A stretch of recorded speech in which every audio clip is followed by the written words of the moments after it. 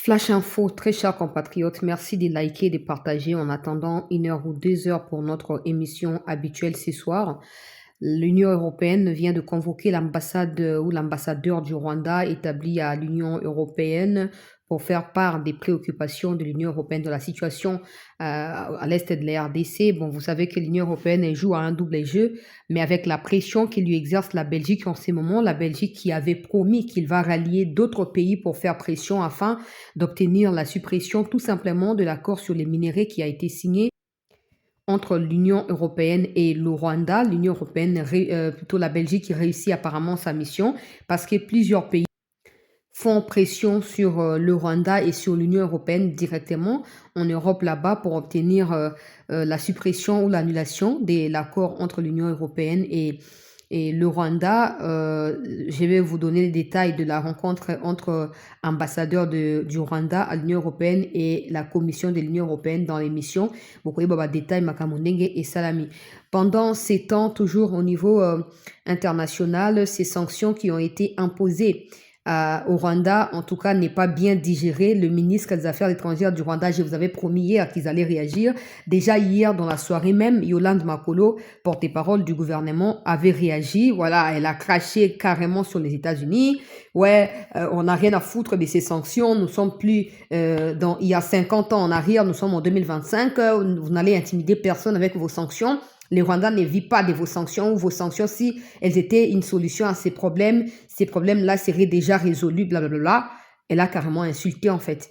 Et puis aujourd'hui, les affaires étrangères du Rwanda a réagi pour dire presque la même chose que Yolande Makolo. Bon, moi je me dis, si ces sanctions n'avaient pas autant d'impact sur eux ou sur Kabarebe et sur les gouvernements du criminel Hitler africain, pourquoi ils se seraient autant énervés? Parce que depuis ce matin, je vois des Congolais qui disent, quand ils ont essayé de commenter la publication Yolande Makolo a bloqué Bango, tant que côté à Olivier Ndoyingira Manakuna, affaires étrangères, lui aussi il bloque pas mal. De toute façon, pour lui, c'est dans ses habitudes. Donc, la situation reste tendue. Pourquoi? Parce que hier, les États-Unis avaient convoqué l'ambassadeur du Rwanda aux États-Unis. Après les sanctions contre Kabarebe et tout, vu la pression qu'exerce la RDC sur les États-Unis et surtout en ces moments, nous semblons remarquer que l'Union européenne cherche maintenant à agir d'urgence selon le ministre des Affaires sociales et de l'Éducation de la Belgique qui a tweeté ce matin pour dire que l'Union européenne a tout intérêt à réagir avant que les États-Unis ne puissent imposer des sanctions à Kagame. Parce que si les États-Unis, donc le gouvernement de Trump, venait à imposer des sanctions avant l'Union européenne, ça signifiera que l'Union européenne va perdre cette bataille dans les partenariats avec la RDC. Maintenant, ça devient tout le monde se bat pour avoir les partenariats avec la RDC, alors que d'habitude, ils se battent pour avoir le Rwanda à leur côté parce que le Rwanda tue et pille et leur donne ces minéraux-là gratuitement. Je ne dis pas que c'est une victoire pour nous. Je vous explique la situation telle qu'elle se présente en ces moments. Donc, l'Union européenne essaye de se bousculer pour directement imposer des sanctions alors qu'ils étaient réticents depuis toutes ces semaines.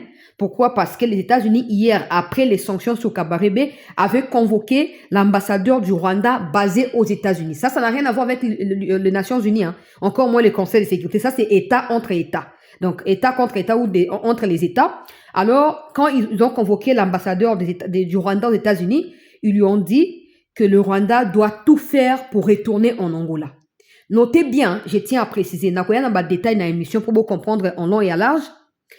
Les États-Unis insistent et exigent maintenant au Rwanda de retourner en Angola. Nous savons tous que c'est à cause du refus du Rwanda de signer le protocole d'accord qui a été prévu le 15 décembre 2024 que le président de l'Angola a jeté l'éponge. Il est actuellement le président de l'Union africaine et donc c'est parce que dans son discours de prise de fonctions à l'Union africaine, il l'a dit.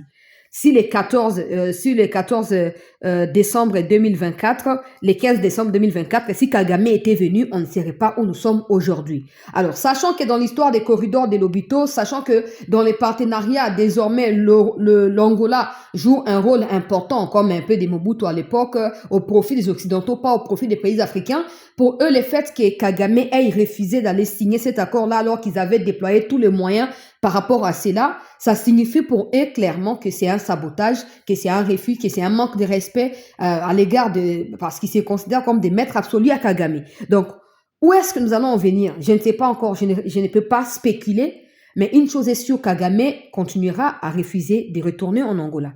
Est-ce que ça débouchera maintenant sur des sanctions sur lui-même en personne? Pour ceux qui disent que les sanctions, c'est pour nous distraire, tout ça, je comprends, nous sommes tous énervés par rapport à la situation, mais attention. Attention parce que s'il y a cette coordination, s'il y a cette impression que vous avez que l'armée rwandaise est bien organisée, elle est bien structurée, c'est à cause des gens comme des Kabarebe. Parce qu'il a été au sein de l'armée congolaise, il sait, il connaît des failles au sein de l'armée congolaise et donc il les utilise contre nous. Aujourd'hui, il est coupé des Kagame alors qu'il est ministre en fonction. C'est compliqué. Vous ne pouvez pas le voir comme ça, mais on verra bien dans les jours à venir. Cela ne signifie pas, j'insiste, que nous devons baisser les bras et croire que c'est terminé. Non, on doit continuer la lutte, mais sauf qu'on doit insister parce que c'est une information ezali très capitale. Il faut qu'on insiste pour comprendre la situation d'Engezali. Donc, on est à un niveau international. Le Rwanda doit retourner en Angola. Nous savons tous que le Rwanda va refuser. Alors, qu'est-ce qui va arriver? On va décrypter en long et à large dans l'émission. Pendant ce temps, Bâtir Alukweboramana, peuple congolais, vient de fuir. Oh, il était malade, son rendez-vous médical était déjà prévu depuis longtemps. Bon, depuis longtemps, pourquoi il n'était pas allé? Parce que depuis longtemps, là, il n'y avait pas cette situation actuelle. Il y avait un calme. Depuis longtemps, il s'est battu pour être président du Sénat ou vice-président. Et maintenant qu'il doit être là, aux côtés des Sud-Kivoussiens pour combattre, se battre pour Kimie Kota, il fuit pour aller en Belgique ou aller pour se faire soigner. De toute façon, depuis que ces choses ont commencé ou depuis que ces choses ont pris autant d'ampleur, on a compris qui joue à quoi aux côtés de Tshisekedi dans l'Union sacrée. Seulement Tshisekedi ferme les yeux.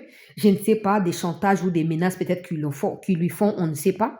Mais une chose est sûre, même si Tshisekedi ne va pas s'exprimer pour dire que je suis convaincu que vous êtes ceci, vous êtes cela, il le sait au fond de lui. Peut-être qu'il cherche par quel moyen il va l'exprimer, mais il sait au fond de lui qu'il est seul dans cette situation. Ajoutez Jean-Pierre Bemba, ajoutez Moïse Nzangi peut-être, et puis Julien Paluku, point final, et puis Bitakura peut-être. Les autres sont des farceurs, des mafieux et des mauvaises personnes.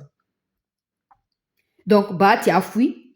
Ces gens disent, oh, pourquoi il va fuir? Il n'a aucun problème. Il a un problème. S'il n'avait pas un problème, il se serait déjà exprimé parce que Sud Kivu, c'est chez lui. Et c'est menacé maintenant, il y a la guerre là-bas. Il dit rien. Donc, il est pour quelque chose. Hein? On ne va pas seulement incriminer les opposants. Oh non, opposants, ça, non.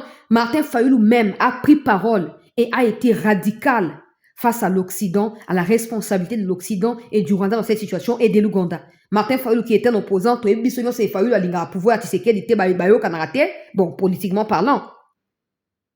Mais des bâtis qui bouffent l'argent de Tshisekedi au sein de l'Union sacrée et l'argent de nos pays, de nos institutions, en fait, ils crachent sur nous et se moquent de nous. Mais on verra bien à quoi est-ce que ceci va ressembler, à Kimi ou à qui on se faire soigner. On va voir. On va voir, tant que Laurent Désiré Bouaka est en prison, tant que Laurent Désiré Akoufi Kabila, Joseph Abimisa il est redevable à Joseph Kabila. Donc, il refuse certainement de prendre position en ces moments pour éviter que soit le bien Yindi à se retrouver nulle part et à jouer sous poste. Mais Ekoïne a pété. On va gagner. Ekoïne, on va gagner. C'est nous qui gagnerons. Les Rwandais ne gagneront pas. Ils ne gagneront pas. C'est la République qui gagnera. Nous sommes plus que jamais éveillés, plus que jamais debout. Et donc, personne. Donc,